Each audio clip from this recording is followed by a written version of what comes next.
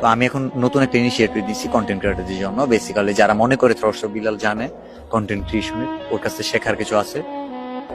তো আমি 24 ঘন্টা টাইম দিব, 24 ঘন্টার জন্য 10,000 টাকা পেমেন্ট নিব।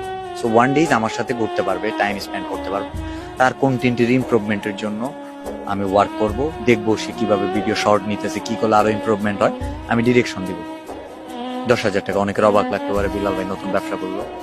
আসলে বিলাল ভাই, স্যালুট বিলাল ভাই, এত সুন্দর কথা বলার জন্য, আমাদের অনুপ্রেরণা হওয়ার জন্য।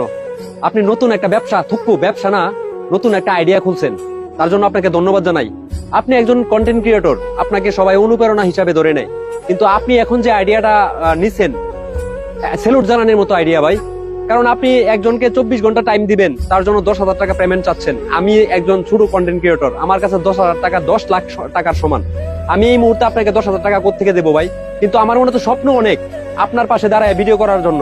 আমার মনে তো স্বপ্ন অনেক আপনি আমার একটা ভিডিওতে থাকবেন, কিন্তু আমার দ্বারা কি 10,000 টাকা দেওয়া কখনো সম্ভব? আমি সবার কাছে প্রশ্ন রাখলাম, বিল্লাল ভাই যে নতুন একটা ব্যবসা খুলতেছে, প্লাস একটা ব্যবসার কথা বলছে, সে একটা ব্যবসা নতুন উদ্যোগ নিতেছে, এটা আপনাদের কাছে কেমন? আপনার কাছে সবার কাছে প্রশ্ন রাখলাম, সবাই কমেন্ট বক্সে জানাবেন প্লিজ, তার নতুন আইডিয়াটা বা তার নতুন ব্যবসাটা কোন ধরনের হতে যাচ্ছে। সবাই ভালো থাকবেন, সুস্থ থাকবেন। আসসালামু আলাইকুম।